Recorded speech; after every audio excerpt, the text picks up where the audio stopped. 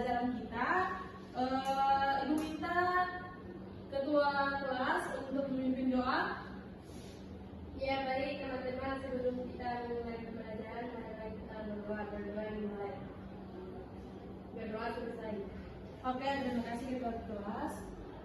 Selanjutnya yaitu tujuan pembelajaran. Jadi, anak-anak, tujuan pembelajaran kita pada hari ini yaitu yang pertama, peserta didik mampu memahami pengertian karya fiksi serta ciri-ciri dan jenis-jenisnya. Dan peserta didik dapat berlatih mengidentifikasi informasi yang ada dalam sebuah karya fiksi. Anak-anak, jadi karya fiksi itu adalah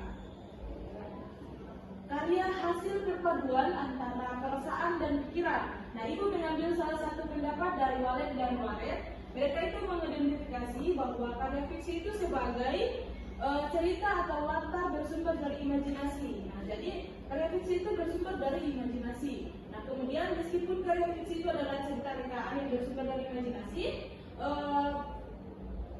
ada pelajaran penting di dalamnya tentang cara menghadapi masalah dalam kehidupan nyata.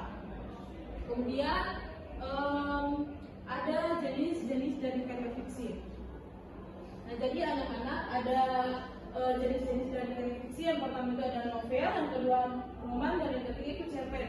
Nah, pasti anak-anak sudah tidak asing mendengar kata cerpen kan? Karena ada yang tahu apa itu cerpen?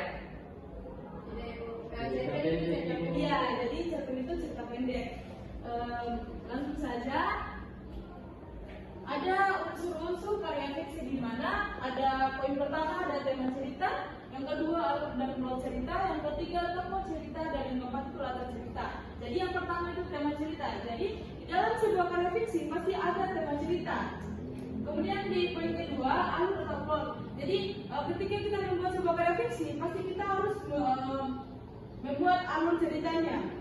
Kemudian di poin ketiga yaitu tokoh cerita. Nah, ketika kita membuat atau mendesain sebuah karya fiksi, pasti di dalamnya ada tokoh-tokoh ceritanya, tokoh si A, tokoh si B, dan lain sebagainya. Kemudian di poin keempat yaitu latar cerita, di mana